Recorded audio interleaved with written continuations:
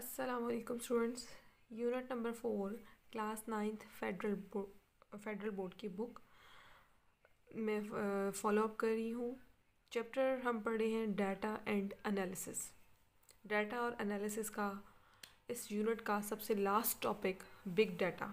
ये इस यूनिट का लास्ट टॉपिक भी है और मेरा लास्ट लेक्चर भी है इस यूनिट के ऊपर। ठीक है, बिग डाटा के ऊपर। बिग डाटा से रिलेटेड क्वेश्चन आपके एक्सरसाइज में 2 लॉन्ग क्वेश्चन गिवन हैं, मल्टीपल शॉर्ट क्वेश्चंस बन सकते हैं। With the passage of topics मैं आपको साथ साथ बताऊंगी कि शॉर्ट क्वेश्चंस कौन से हैं और आपके एज अ लॉन्ग क्वेश्चन कौन से आ सकते हैं। आपका लास्ट टॉपिक है इस यूनिट का बिग डाटा। ठीक है, बिग डाटा नेम से क्लियर हो रहा है, डाटा जो बहुत ह्यूज अमाउंट में हो, बहुत मैसिव अमाउंट में हो। ठीक है, बहुत वॉल्यूमनाइज फॉर्म में हो। ठीक है, उस डाटा को आप बोलते हैं बिग डाटा। अब ये बिग डाटा जिस क्वांटिटी में आ रहा है या जिस तरीके से इसकी अराइविंग हो रही है, उस डाटा की अराइविंग की बेस पे इस बिग डाटा को मैं नाम देती हूँ 3 V's का। 3 V's कौन से हैं? Variety of data, volume of data and velocity of data.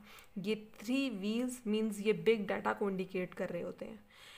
अब वैरायटी, वॉल्यूम और वेलोसिटी, ये 3 V's जो बिग डाटा से कंसर्निंग है, या बिग डाटा का ये जो 3 V's है, ये किस तरीके से हमारे डाटा बेस या डाटा सेट को किस तरीके से इम्पेक्ट कर रहा था। सबसे पहली चीज़, जब भी कोई चीज़ थी, जैसे कि मैं कह दूं कि ट्रांडिशनल डाटा। ठीक है, ट्रेडिशनल डाटा का जब भी नाम आए इस पूरे टॉपिक में या जहाँ पे भी वर्ड आ रहा होगा, आपने फ़ौरन से समझ जाना है वो डाटा जो आपका स्ट्रक्चर्ड फॉर्म में है, टेबुलर फॉर्म में है या अरेंज फॉर्म में है, उसको आप ट्रेडिशनल डाटा कहते हैं। ठीक है, structured form of data is traditional data. इस ट्रेडिशनल डाटा को मैनेज करना सॉफ्टवेयर के लिए बहुत डिफ़िकल्ट हो रहा था। ठीक है, बहुत सी बिजनेस प्रॉब्लम्स हैं, उनको सॉर्ट करने के लिए, उनको ठीक करने के लिए ये डाटा उन सब के लिए बहुत डिफ़िकल्ट हो रहा था टू हैंडल देम, उन सबको। तो वहाँ पे ये 3 V's किस तरीके से काम करते हैं, आपको वो मैं 1 बाय 1 बताने वाली हूँ। सबसे पहला आपका जो V है दैट इज़ योर वॉल्यूम। ठीक है, वॉल्यूम में क्या है कि इस अमाउंट में it's refer to the amount of data. Volume से मुराद सबसे पहली बात ये है कि वॉल्यूम किस चीज़ को इंडिकेट कर रहा है, आपके डाटा को इंडिकेट कर रहा है कि data of volume is high. वो इतनी ह्यूज अमाउंट में है, वो इतनी मैसिव अमाउंट में है। और बिग डाटा को, उस तरह के डाटा को डील करना, किस तरह के डाटा को, लो डेंसिटी डाटा और अनस्ट्रक्चर्ड डाटा। अब स्टूडेंट्स, लो डेंसिटी डाटा कौन सा होता है? ऐसा डाटा जिसके अंदर आप कहते हैं कि हिडन इंफॉर्मेशन होती है।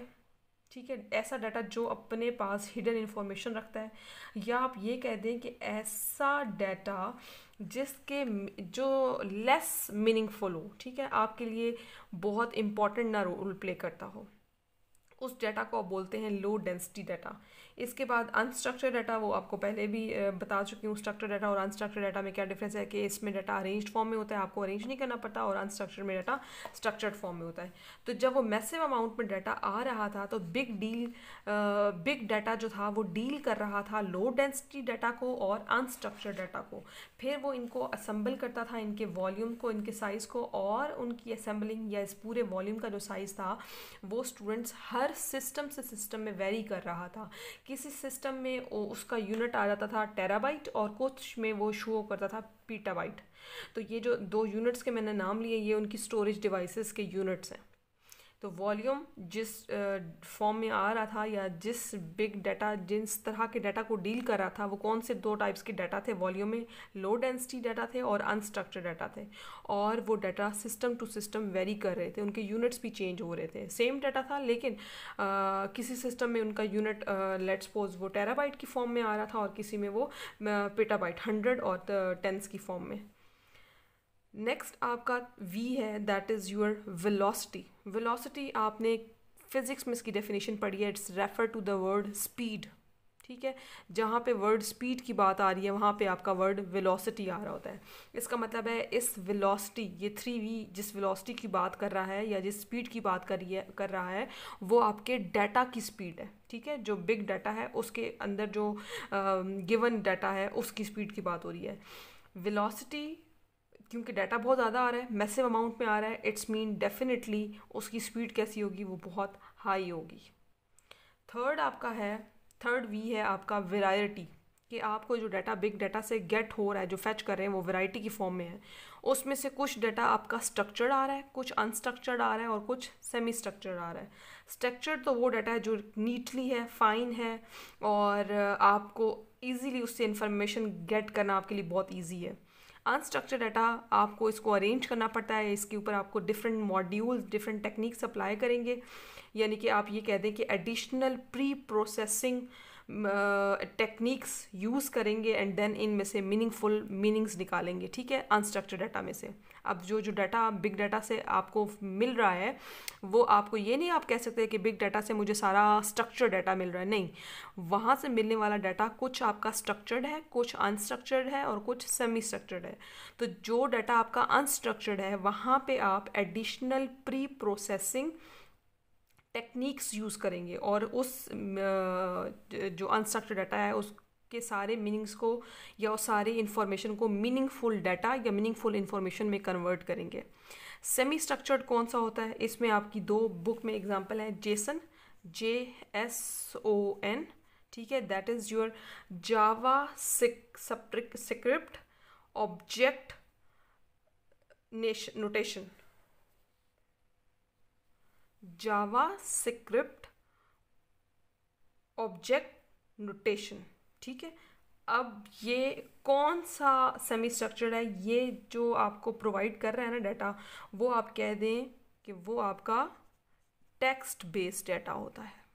ठीक है, टेक्स्ट बेस्ड जो डाटा है उसको आप बोलते हैं सेमी स्ट्रक्चर्ड। एक और आपकी बुक में गिवन है एग्जांपल XML, ठीक है। XML that stands for extensible markup language. Extensible, ये एक्स से स्टार्ट नहीं हो रहा, ई से स्टार्ट हो रहा है, ठीक है। इसमें ई जो है वो आपका साइलेंट है। एक्सटेंसिबल मार्कअप लैंग्वेज,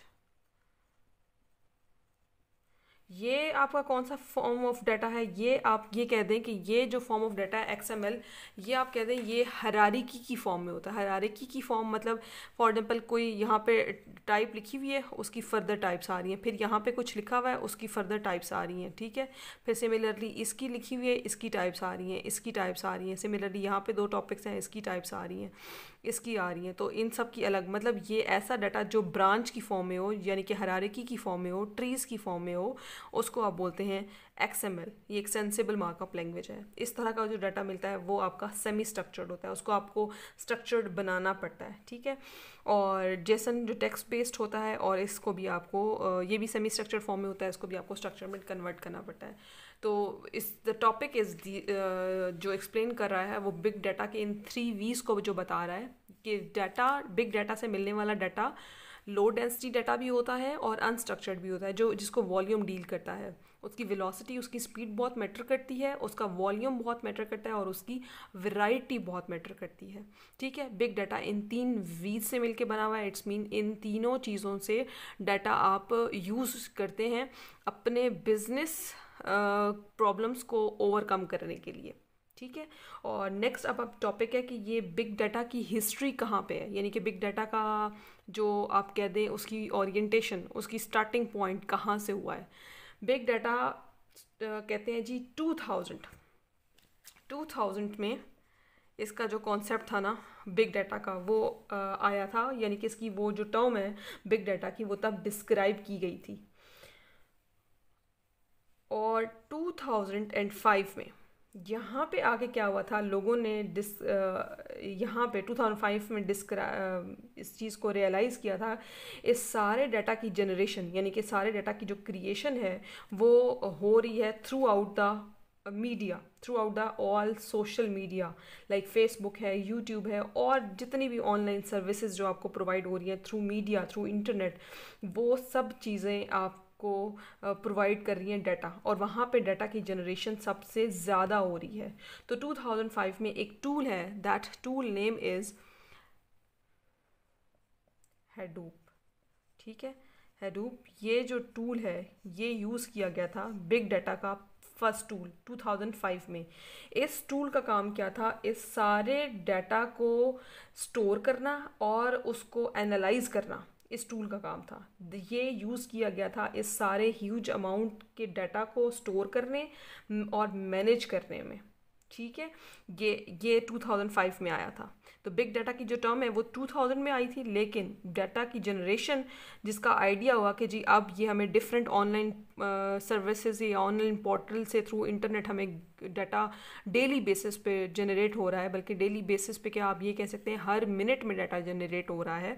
तो वो जब ह्यूमंस ने पीपल्स ने 2005 में उसको रियलाइज़ किया तो उन्होंने एक टूल बनाया बिग डाटा का, दैट इज़ हैडूप। और इस टूल का काम क्या था, उस सारे डाटा को मैनेज करना और स्टोर करना। ठीक है, उस इतने ह्यूज अमाउंट ऑफ डाटा को। जी स्टूडेंट्स, अभी advantages and benefit of big data. ठीक है, बिग डाटा के एडवांटेजेस क्या हैं? बिग डाटा के एडवांटेजेस जी आपकी बुक में जो गिवन है that is product development, predictive maintenance, customer experience and fraud deduction. अब मैं इन चारों एडवांटेजेस को वन बाय वन एक्सप्लेन करूँगी।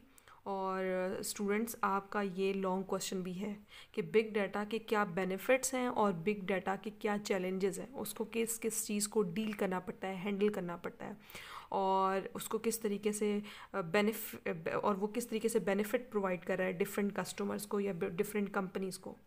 पहली चीज़, प्रोडक्ट डेवलपमेंट। प्रोडक्ट डेवलपमेंट इससे इसके नाम से क्लियर हो रहा है कि जब किसी भी चीज़ की प्रोडक्शन हो, किसी भी आइटम की प्रोडक्शन हो, किसी भी इंडस्ट्री या किसी कंपनी के लिए, वहाँ पे प्रोडक्ट डेवलपमेंट में बिग डाटा किस तरीके से यूज़फुल है।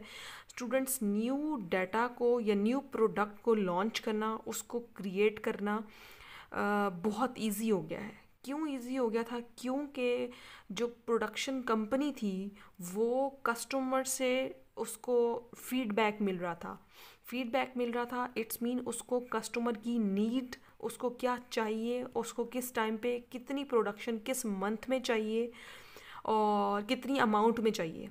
ठीक है, प्रोडक्ट डेवलपमेंट यानी कि उन प्रोडक्शन कंपनीज़ को कस्टमर की नीड्स का, उनकी नेसेसिटीज़ का बहुत अच्छे से आइडिया हो रहा था just because of big data.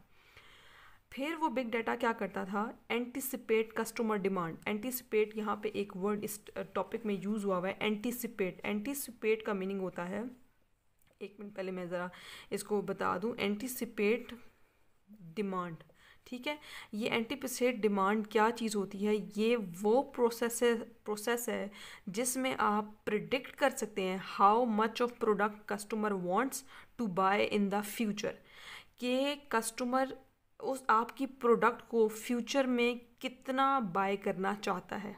ठीक है, तो प्रोडक्ट डेवलपमेंट ये वाला काम करवा लेती थी, मतलब वो प्रिडिक्शन करवा लेती थी। और वो कैसे प्रिडिक्शन करवाती थी? बिग डाटा को यूज़ करते हुए। और बिग डाटा को वो कैसे यूज़ करती थी?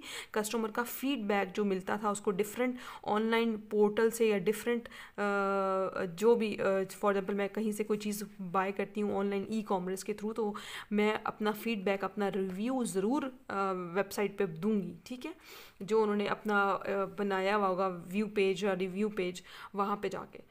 तो प्रोडक्शन डेवलपमेंट उस डाटा को अपने यूज़ करते हुए anticipate customer demand means future में उस प्रोडक्ट की कितनी डिमांड होने वाली है कस्टमर की तरफ से, उसके बारे में प्रेडिक्शन दे के अपनी चीज़ को उसकी प्रोडक्टिविटी को इंक्रीज़ कर देती थी। ठीक है, और ये काम है बिग डाटा के कि वो किस तरीके से प्रोडक्ट डेवलपमेंट में हेल्प आउट करती है। नेक्स्ट है प्रिडिक्टिव मेंटेनेंस। प्रिडिक्टिव मेंटेनेंस का मतलब होता है जब उनको प्रोडक्ट डेवलपमेंट में प्रिडिक्शन हो जाती है, लेट्स सपोज के फ्यूचर में उनको कितनी डिमांड आने वाली है। अब ये जब कोई चीज़ प्रोडक्शन कंपनी कुछ बना रही होती है तो वो प्रिडिक्टिव मेंटेनेंस क्या होती है, अपनी इक्विपमेंट्स, अपनी मशीनरी और अपनी प्रोडक्ट पे वो एनालिसिस कर लेते थे डाटा को देखते हुए कि आया उनके पास इक्विपमेंट, मशीनरी या product is likely to fail, कि कहीं वो ऐसा ना हो कि काम करना छोड़ दे किस टाइम पे। तो वो अपने इन पोटेंशियल इश्यूज़ को होने से पहले, ठीक है, अपनी उन इक्विपमेंट, मशीनरी या प्रोडक्ट को फेल होने से पहले ही वो उनके अंदर ये पोटेंशियल अपने अंदर रख लेते थे कि वो ऐसा कोई वाकया हो ही नहीं, ठीक है। इसको बोलते हैं फ्यूचर मेंटेनेंस, ठीक है, प्रिडिक्टिव मेंटेनेंस, कि वो फ्यूचर के बारे में प्रिडिक्शन या एनालिसिस कर लेते थे अपने एग्जिस्टिंग डाटा को एनालाइज करते हुए कि कहीं उनकी प्रोडक्ट या उनकी मशीनरी या इक्विपमेंट उनको लास्ट टाइम पे कहीं फेल ना हो जाए, वो कहीं कम ना हो जाए। तो वो अपने पास इतनी पोटेंशियल रखते थे कि वो फॉर टाइम बीइंग वैसा कहीं हो ना जाए, ठीक है। अभी वो चीज़ होती नहीं है, लाइक उनका कोई इक्विपमेंट या उनकी कोई मशीनरी ख़राब होती नहीं है, लेकिन कॉन्सिक्वेंसेस अगर उनको इस तरीके से फेस करने पड़ जाएं तो वो क्या करते थे, प्रोएक्टिव रहते थे, अपनी उस मेंटेनेंस को एक्टिव करके रखते थे कि अगर लेट्स सपोज कोई इस तरह की चीज़ हम उनको फेस करनी पड़ जाए तो उनको किस तरीके से डील करना है। तो ये सारी चीज़ उनको प्रेडिक्शन कौन प्रोवाइड करता था, बिग डाटा। नेक्स्ट आपका एडवांटेज है बिग डाटा का, कस्टमर एक्सपीरियंसेस, ठीक है। कस्टमर एक्सपीरियंस का मतलब है कि बिग डाटा से मिलने वाला जितना डाटा है वो सोशल मीडिया या वेबसाइट पे जब उसका फीडबैक आता है वहाँ से सोर्सेज गेट होते हैं और वो वहाँ पे कस्टमर की सेटिस्फेक्शन पॉइंट को बताता है कि कितने कस्टमर के नेगेटिव पॉइंट, पॉजिटिव पॉइंट्स आ रहे हैं।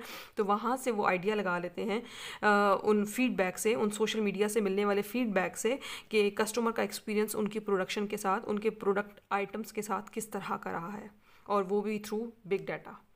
नेक्स्ट आपका लास्ट है फ्रॉड डिडक्शन। ये फ्रॉड डिडक्शन में डाटा के बिग डाटा किस तरीके से हेल्प आउट कर रहा है, बिग डाटा आइडेंटिफाई करता है अनयूजुअल सस्पिशियस पैटर्न को, ठीक है। अगर कोई डाटा आपका एनालाइज हो रहा है या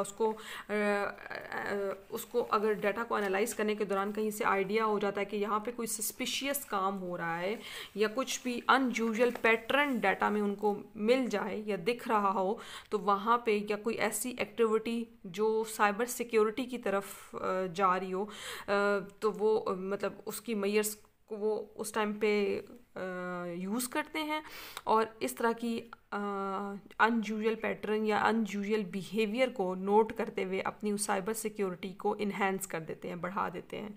तो इसका मतलब है बिग डाटा आपको हेल्प आउट करता है कि आपके डाटा की फ्रॉड डिडक्शन को भी फाइंड आउट करने में, ठीक है। ये एडवांटेजेस हैं बिग डाटा के। नेक्स्ट, बिग डाटा को कुछ चैलेंजेस भी फेस करने पड़ते हैं। अब वो चैलेंजेस किस तरह के हैं जी स्टूडेंट्स, नेक्स्ट आपका टॉपिक है बिग डाटा चैलेंजेस, ठीक है। जहाँ पे आप बिग डाटा से एडवांटेजेस ले रहे हैं वहाँ पे बिग डाटा को कुछ चैलेंजेस भी फेस करने पड़ रहे हैं। ये भी स्टूडेंट्स आपका लॉन्ग क्वेश्चन है। किस तरह के चैलेंजेस हैं, data quality, data security, rapid growth of data, big data tool selection और डाटा इंटीग्रेशन। अब मैं आपको ये वन बाय वन सारी टर्म्स एक्सप्लेन करने लगी हूँ। सबसे पहला डाटा क्वालिटी। डाटा क्वालिटी, अगर लेट्स सपोज बिग डाटा से मिलने वाला डाटा उसकी क्वालिटी है पुअर, तो स्टूडेंट्स पुअर क्वालिटी मिलने पे आप जितना भी एनालाइज कर लो उसको, जितना भी उसको यूज़ करते हुए प्रेडिक्शन कर लो फ्यूचर के बारे में, वो सारा का सारा डाटा आपका एनालाइज किया हुआ उसको किसी मिसलीडिंग पॉइंट पे ले जाएगी, आपका रिजल्ट गलत कंक्लूड करवा देगी। आपने अगर फ्यूचर की प्रेडिक्शन की हुई थी कुछ, ठीक है, तो वो आपको कुछ मिल जाएगी। यानी कि जो आप प्रोज एंड कॉन्स जिनको देखते हुए फ्यूचर प्रेडिक्शन कर रहे थे कि मैं इस चीज़ को एटलीस्ट फ्यूचर में गेट कर लूँगा, लेकिन अगर आपको बिग डाटा से डाटा ही गलत मिला है, डाटा ही पुअर क्वालिटी में मिला है, तो आपकी वो सारी प्रेडिक्शन जो आपने फ्यूचर को लेकर की हुई थी वो गलत साबित हो जाती है, ठीक है। मिसलीडिंग पॉइंट पे पहुंच जाते हैं। तो डाटा की क्वालिटी बहुत मैटर करती है। Next, data security. डाटा इतनी मैसिव अमाउंट में आ रहा होता है, डाटा इतनी ह्यूज अमाउंट में आपको मिल रहा होता है कि उस डाटा की उसको प्रोटेक्ट करना, उसकी प्राइवेसी रखना, उसको अनऑथराइज्ड एक्सेस से बचा के रखना बहुत चैलेंज होता है, बहुत मुश्किल हो जाता है ये टास्क। तो डाटा सिक्योरिटी प्रोवाइड करना इतने ह्यूज अमाउंट को बहुत टफ काम हो जाता है। नेक्स्ट आपकी चैलेंज है rapid growth of data. Rapid growth of data it's mean ऐसा डाटा जो इतनी मैसिव अमाउंट में जब आपको सिस्टम में इंटर हो रहा होता है या सिस्टम में आ रहा होता है, तो वो आपके सिस्टम्स की स्पीड को या उसकी ग्रोइंग को स्लो डाउन कर देता है, ठीक है। और जब वो आपके सिस्टम्स को स्लो डाउन कर देगा इतना रैपिड ज़्यादा डाटा, तो ये भी आपके लिए एक चैलेंज है कि आपने उसको किस तरीके से फेस करना है। नेक्स्ट है बिग डाटा टूल सिलेक्शन। आप बिग डाटा टूल सिलेक्शन मतलब आप कोई ऐसा टूल यूज़ करें, जैसे मैंने अभी बिग डाटा का टूल आपको बताया था जो सबसे पहले 2005 में यूज़ हुआ था, दैट इज़ हैडूप। इसके अलावा अब ये एक टूल है, ठीक है, इसके अलावा और भी बिग डाटा के कुछ और टूल्स हैं। तो ये टूल की सिलेक्शन बहुत मैटर करती है, इसलिए कि इसका काम क्या है, ensuring compatibility and seamless interaction. Seamless interaction होता है कंसिस्टेंस फ्लो ऑफ इंफॉर्मेशन, कि ऐसा टूल सेलेक्ट करें जो आपको बिग डाटा से flow of information consistent provide कर रहा हो, ठीक है। आपको उसकी कंपैटिबिलिटी जो है वो इंश्योर करे। डाटा जो आपको मिल रहा है वो ये ना हो कि उसकी जो फ़्लो है वो आपको कंसिस्टेंट मिल रहा हो, ठीक है, पैकेट्स की फॉर्म में ना मिल रहा हो। तो टूल की सिलेक्शन बहुत मैटर करती है कि आपने बिग डाटा के लिए कौन सा टूल यूज़ कर रहे हैं। डाटा आपका कंसिस्टेंट होना चाहिए। डाटा कंसिस्टेंट नहीं होगा तो आप किसी भी चीज़ को अच्छे से एनालाइज नहीं कर सकेंगे। लास्ट है that is your data integration. Data integration क्या है? डाटा की अरेंजमेंट। डाटा इंटीग्रेशन होती है between diverse data. Diverse data मतलब है, आप ये समझ सकते हैं, diverse data different types of data को डाइवर्स डाटा कहते हैं। तो उनके जो फॉर्मेट हैं उनके अंदर आपको अरेंजमेंट रखना एक बहुत डिफ़िकल्ट टास्क हो जाता है, ठीक है। जब डाटा की टाइप्स आपने पढ़ी थी, वैरायटी ऑफ डाटा, उसमें आपने पढ़ा था एक आपका डाटा होता है स्ट्रक्चर्ड, एक होता है आपका सेमी स्ट्रक्चर्ड और एक आता है आपका अनस्ट्रक्चर्ड डाटा। तो इन सारे डाटा की अरेंजमेंट रखना, ठीक है, हार्मनी वर्ड यूज़ हुआ हुआ है तो उसका मतलब होता है arrangement, to create an arrangement between diverse data, ठीक है। डाइवर्स डाटा में अरेंजमेंट रखना ये सबसे डिफ़िकल्ट टास्क है, ठीक है। तो ये भी बिग डाटा के लिए ये बहुत बड़ा चैलेंज है कि वो इन तीनों टाइप्स के डाटा को किस तरीके से लेके चलती है, ठीक है। ये आपका बिग डाटा का लास्ट चैलेंज है, that's name is data integration. जी स्टूडेंट्स, नेक्स्ट बिग डाटा का लास्ट टॉपिक है applications of big data in businesses. Big data business में किस तरीके से आपके लिए हेल्पफुल है। बिग डाटा स्टूडेंट्स, आपको आइडिया हो चुका होगा अभी तक कि लार्ज अमाउंट ऑफ डाटा या मैसिव अमाउंट ऑफ डाटा को बिग डाटा कहते हैं। अब बिजनेसेस इस बिग डाटा को अपने लिए किस तरीके से हेल्पफुल बनाते हैं। स्टूडेंट्स, बिग डाटा जब उनको गेट हो जाता है तो उनके लिए डिसीजंस करना, उसके लिए उस लार्ज वॉल्यूम को पहले एनालाइज करना और अपने बिजनेस को लेके डिसीजन करना और डाटा के अंदर हिडन पैटर्न्स को डिस्कवर करना बिजनेसेस के लिए बहुत ईजी हो जाता है। लार्ज वॉल्यूम के इतना उनको डाटा गेट हो जाता है कि वो फ्यूचर की प्रेडिक्शन भी बहुत ईजीली कर लेते हैं। यहाँ पे कुछ आपको बिजनेस डोमेन्स आपकी बुक में जो गिवन है, health care, media and entertainment, IoT, manufacturing और गवर्नमेंट, ठीक है। ये 5 जो बिजनेस डोमेन्स हैं ये किस तरीके से बिग डाटा को यूज़ करके अपने आप को एक नेक्स्ट लेवल पे लेके जा रही हैं, हम उसको डिस्कस करने वाले हैं। पहला है आपका हेल्थ केयर। हेल्थ केयर में क्या है स्टूडेंट्स, हेल्थ केयर से रिलेटेड आपके माइंड में जो चीज़ आती है दैट इज़ हॉस्पिटल। हॉस्पिटल्स आ जाते हैं हेल्थ केयर, जहाँ पे हेल्थ केयर पेशेंट्स को किस तरीके से प्रोवाइड की जा रही है। सबसे पहले मैं आपको ये बता दूं, हेल्थ केयर इंडस्ट्री में आप अब जो है आजकल वेरेबल डिवाइसेस आ चुकी हैं। वेरेबल डिवाइसेस ऐसी हैं जो पेशेंट्स को बस पहना दी जाती हैं, उनके अंदर कुछ इस तरीके से सेंसर लगा हुआ होता है कि वो फ़ौरन से ह्यूमन बॉडी की पल्सेस को, ह्यूमन बॉडी के टेम्परेचर को बस देखते हुए फ़ौरन से रिकॉर्ड कंप्यूटर पे या किसी भी इलेक्ट्रॉनिक डिवाइस पे डिजिटल की फॉर्म में आपको बता देती है। जैसे टेम्परेचर था पहले मेजर करना होता था तो आप थर्मामीटर यूज़ कर रहे होते थे मैनुअली, ठीक है। आजकल वो भी आपके पास डिजिटल आ चुका हुआ है। आप बीपी चेक करना है, ईसीजी चेक होनी है, आपका ग्लूकोमीटर होता है, ईच एंड एवरीथिंग अब आपकी आ चुकी है। सेंसर मतलब वो जो जितनी वेयरेबल डिवाइसेस हैं उन्होंने एक्चुअली किस चीज़ को फॉर्म किया हुआ होता है, किस चीज़ के अंदर उनके अंदर टेक्नोलॉजी यूज़ हुई होती है, दैट इज़ सेंसर, ठीक है। तो वो सेंसर्स क्या करते हैं, पेशेंट के डाटा को, ये पेशेंट की जितने भी अंदर उसको थ्रू पल्स या थ्रू बॉडी टेम्परेचर अपनी उसको सेंसर उसको कलेक्ट कर लेता है डाटा को और प्रोवाइड कर देता है सामने जो डिवाइस उस सेंसर से कनेक्ट होती है। पेशेंट्स का record, health record, each and everything in electronic record में सेव हो जाता है। ये एक बिग डाटा का बहुत बड़ा काम है जो उसने हेल्थ केयर के उसमें रोल प्ले किया है, इम्पॉर्टेंट। नेक्स्ट एक और चीज़, कोई प्रिडिक्शन कर देता है एपिडेमिक आउटब्रेक्स के बारे में। आपके इस पूरे पैराग्राफ में एक वर्ड यूज़ हुआ है बुक पे, एपिडेमिक आउटब्रेक। एपिडेमिक आउटब्रेक इसका मीनिंग क्या है, फोरकास्टिंग डिजीज़, ऐसी डिजीज़ जिसकी प्रिडिक्शन हो जाती है कि ये disease may be in future आ जाए, तो उससे रिलेटेड अलर्ट्स आना स्टार्ट हो जाते हैं। अब वो रिसर्चर्स क्या करते हैं, वो एनालाइज करना स्टार्ट कर देते हैं, उसके लिए एंटीबायोटिक पहले से तैयार करना स्टार्ट कर देते हैं और उस पर्टिकुलर डिजीज़ से रिलेटेड बेस्ट ट्रीटमेंट या बेस्ट ड्रग बनाना स्टार्ट कर देते हैं, ठीक है। तो इस तरीके से बिग डाटा हेल्प आउट करती है हेल्थ केयर में, पेशेंट्स के लिए भी, और लेट्स सपोज इन फ्यूचर को प्रिडिक्ट करके अगर कोई एपिडेमिक डिजीज़ या आ जाए उसको किस तरीके से डील करना है, उसको प्रिडिक्ट करना है, उससे रिलेटेड क्या ड्रग प्रोवाइड करनी है, उससे रिलेटेड क्या एंटीबायोटिक बनानी है, वो रिसर्चर एनालिस्ट उस काम पे लग जाते हैं। नेक्स्ट आपकी एप्लीकेशन है या जो आपकी बिजनेस से रिलेटेड डोमेन है, most important, that is your media and entertainment. The media and entertainment industries are creating, advertising and distributing their content using new business model. Media और एंटरटेनमेंट ये industry students क्या कर रही है, ये daily basis पे creating कर रही है, एडवर्टाइजिंग की क्रिएटिंग कर रही है और डिस्ट्रीब्यूट कर रही है अपने कंटेंट को न्यू मॉडल्स को यूज़ करते हुए, ठीक है। न्यू मॉडल्स को यूज़ करते हुए अपने कंटेंट की क्रिएशन कर रही है, न्यू डेली बेसिस पे एडवर्टाइज कर रही है।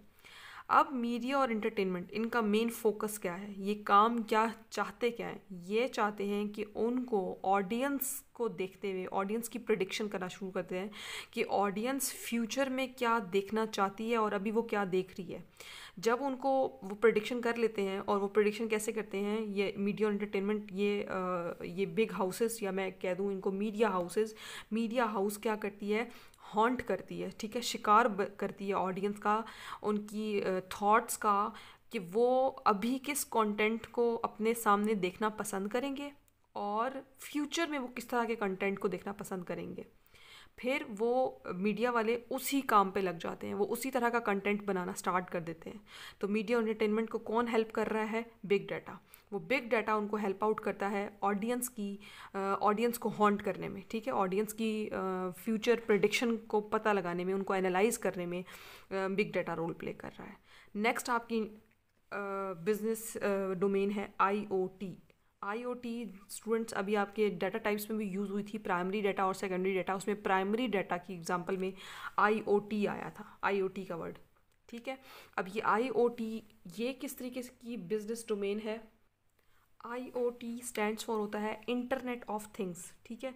इसके स्टैंड्स में लिखा हुआ है इंटरनेट ऑफ थिंग्स। ये किस तरह की चीज़ें हैं स्टूडेंट्स, ये वो सारी डिवाइसेस, वो सारी चीज़ें इलेक्ट्रॉनिक डिवाइसेस जो इंटरनेट के थ्रू कनेक्टेड है, वो सब डिवाइसेस आईओटी के अंदर आती हैं। अब वो डिवाइसेस क्या करती हैं, वो बिग डाटा से डाटा को फैच करने के बाद उसको उस वास्ट अमाउंट ऑफ डाटा को एनालाइज करती हैं और न्यू चीज़ें, न्यू पैटर्न, वैल्यूएबल रिजल्ट उसमें से एक्सट्रैक्ट करती हैं। ये आईओटी डिवाइसेस, ये काम है इनका, ठीक है। यूज़फुल या मीनिंगफुल या वैल्यूएबल चीज़ें, ठीक है, बिग डाटा में से फैच करना, गेट करना, आईओटी का काम है। इन ये आईओटी बेसिकली क्या है, इंटरनेट डिवाइसेस हैं, और ये आईओटी डिवाइसेस के लिए ज़रूरी है internet. Without internet IoT devices काम नहीं करती। नेक्स्ट आपका है मैन्युफैक्चरिंग बिजनेस। मैन्युफैक्चरिंग का मतलब होता है स्टूडेंट्स कोई चीज़, किसी चीज़ की क्रिएशन, किसी कंपनी की कोई प्रोडक्ट लॉन्च करना या प्रोडक्ट बनाना, उसको आप बोलते हैं मैन्युफैक्चरिंग। ठीक है। अब कोई भी कंपनी बिग डाटा को कैसे यूज़ करते हुए अपनी मैन्युफैक्चरिंग करेगी, अपने सारे डिसीजंस वो यूज़ करेगी प्रिडिक्टिव या जो फ्यूचर में होने वाली चीज़ें हैं, प्रोडक्ट है, कितनी लॉन्च करनी है, कितनी एक्सपेक्ट की जा रही है कस्टमर की साइड से, यानी कि कस्टमर की कितनी डिमांड है, और उसको कस्टमर को गाइडेंस प्रोवाइड करना, ये सारा काम इस मैन्युफैक्चरिंग कंपनी का काम है। ठीक है। और ये मैन्युफैक्चरिंग कंपनी को कौन इन सारी चीज़ों को डील करने में हेल्प आउट करेगी, बिग डाटा। इसके अलावा इसकी कुछ जो एप्लीकेशंस आपकी बुक में गिवन है पॉइंट्स की फॉर्म में, अब मैं वो आपको वन बाय वन बता दूं। पहला आपका ऑप्शन है हाई प्रोडक्ट क्वालिटी। ठीक है। हाई प्रोडक्ट क्वालिटी, सबसे पहली चीज़ मैन्युफैक्चरिंग में जो कंपनी है वो सबसे पहले ये थिंक करेगी कि अपने कस्टमर को बेस्ट से बेस्ट प्रोडक्ट लॉन्च करके दे।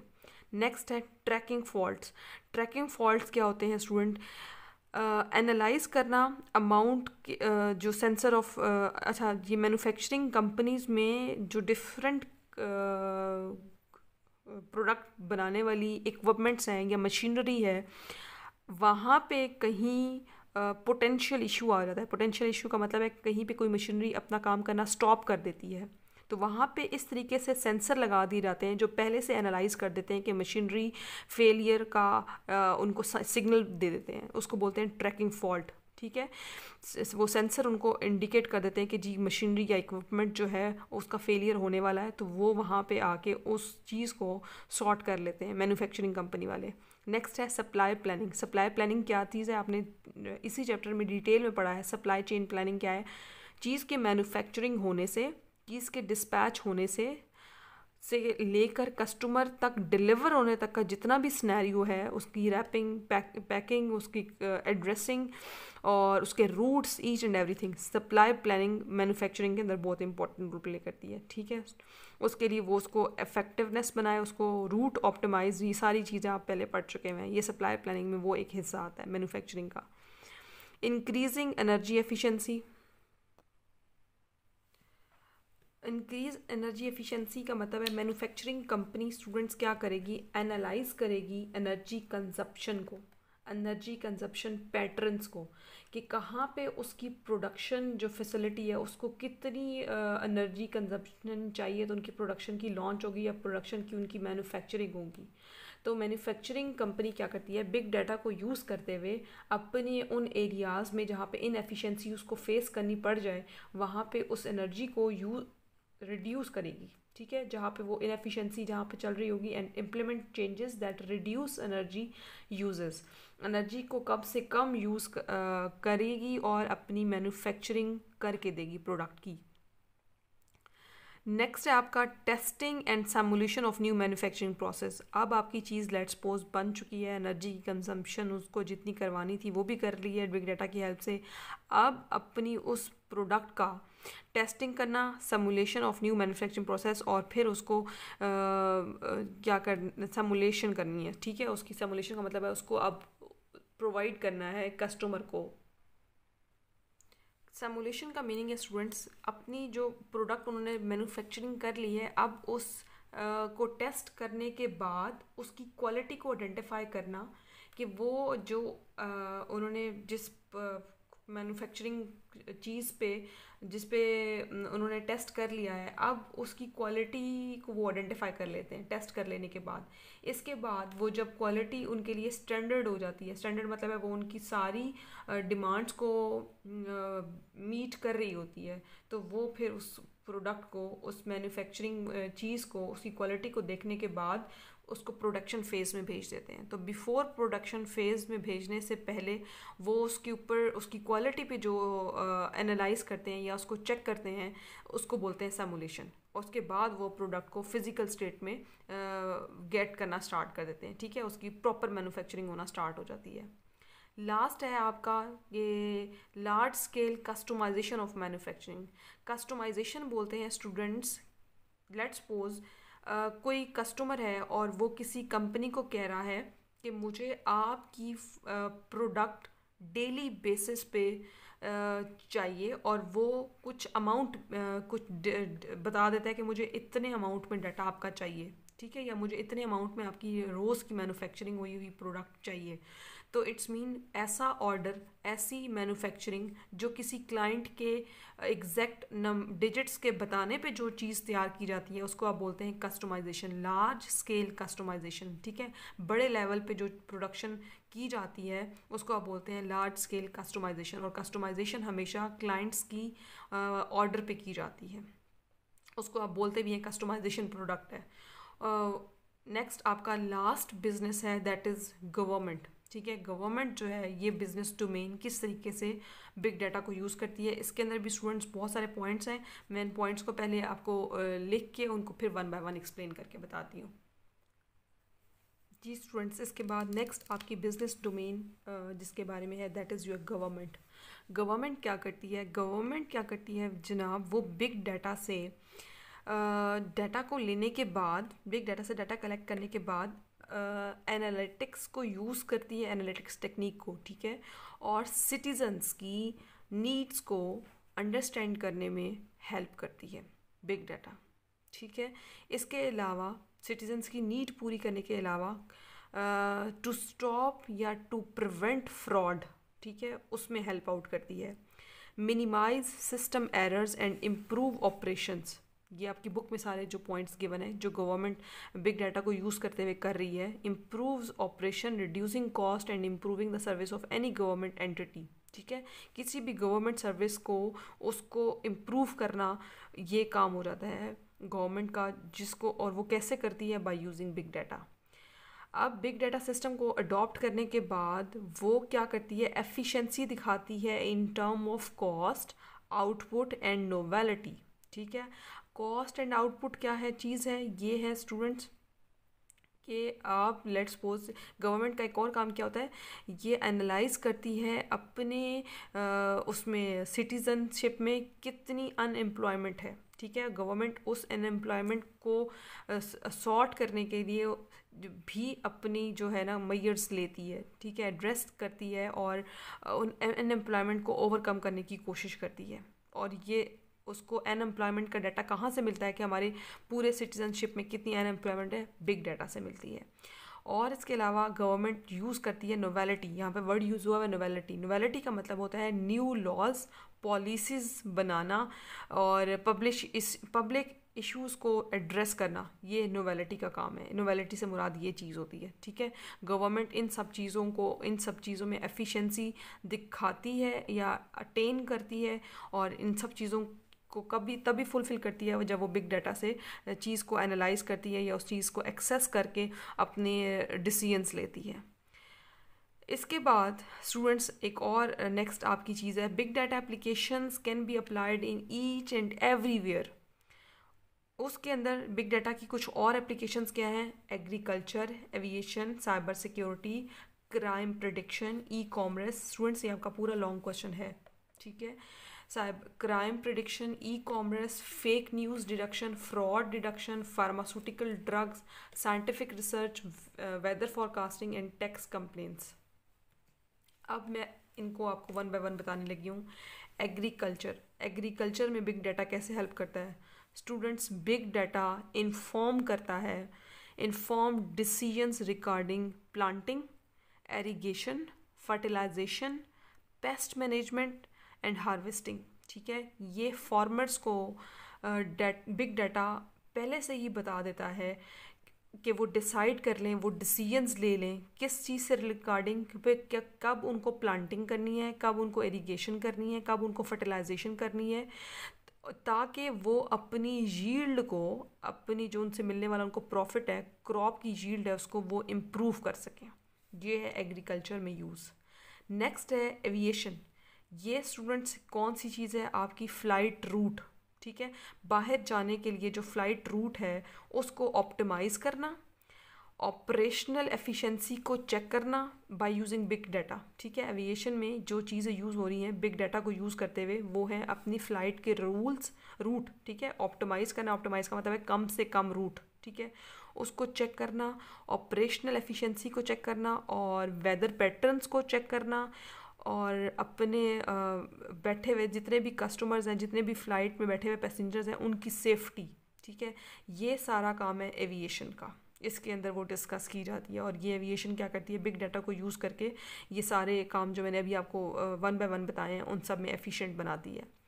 नेक्स्ट है साइबर सिक्योरिटी। साइबर सिक्योरिटी है डाटा इतनी ज़्यादा अमाउंट में रखा हुआ है, उस डाटा को सिक्योर बनाना है, तो वो डाटा को सिक्योर बनाना काम किसका है, साइबर सिक्योरिटी का है। और साइबर सिक्योरिटी हेल्प लेगी बिग डाटा की, और तभी वो चीज़ को सिक्योर बनाएगी, उसको प्राइवेसी लगाएगी। Crime prediction and prevention. Crime prediction, let's suppose कहीं पे अगर कोई क्राइम हो रहा है, लाइक सोशल मीडिया पे कोई न्यूज़ है जो गलत स्प्रेड हुई हुई है, ये फेक न्यूज़ डिटेक्शन और क्राइम ये सेम यही चीज़ होती है कि क्राइम अगर प्रिडिक्ट हो गया कहीं पे तो उस क्राइम से किस तरीके से प्रिवेंट करना है, डाटा बिग डाटा उसको हेल्प आउट करता है। ई कॉमर्स, ऑनलाइन शॉपिंग है। ई कॉमर्स को ऑलरेडी इसी चैप्टर में बहुत डिटेल में बता चुकी हूँ, ई कॉमर्स किस तरीके से बिग डाटा को डील करता है, सेम वही एक्सप्लेनेशन आपने ई कॉमर्स की देनी है। Fake news deduction. Fake news deduction mostly आजकल सोशल मीडिया पे कुछ खबरें सच होती हैं और कुछ खबरें झूठ होती हैं, तो फेक न्यूज़ डिडक्शन को डिडक्ट करना और उस फेक न्यूज़ को वहाँ से प्लेटफॉर्म से उसको रिमूव करना किसका काम है, जिन एनालाइजर्स का या जिन पर्सन्स का काम है, वो बिग डाटा के थ्रू पहले उसको डिडक्ट करते हैं कि आया कि इस फेक न्यूज़ को किस प्लेटफॉर्म पे, किस डिजिटल प्लेटफॉर्म पे आई है, और फिर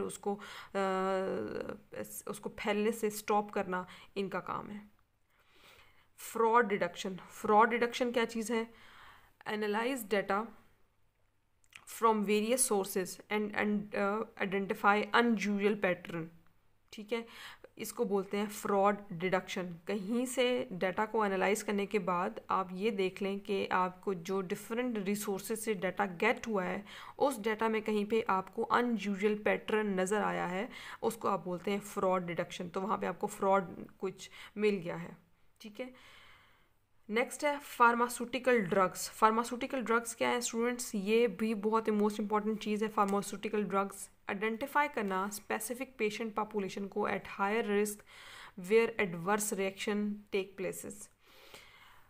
फार्मास्यूटिकल ड्रग्स जहाँ पे दी जा रही हों और ऐसी जगह जहाँ पे पेशेंट्स का हाईली रिस्क हो, और वहाँ पे क्लिनिकल समझ लें आप डाटा को या उनकी लैब्स को चेक करके बिग डाटा उनको फेच करती है, उसको वहाँ से लैब्स का डाटा या आप ये कह लें डिफरेंट हॉस्पिटल्स का डाटा, ठीक है, और वहाँ पे वो पेशेंट्स को चेक करती है कि कौन से पेशेंट्स हाईली रिस्क पे हैं और किस ड्रग को या किस मेडिसिन को लेने से उनकी ये चीज़ जो है वो ख़राब हो रही है, ठीक है।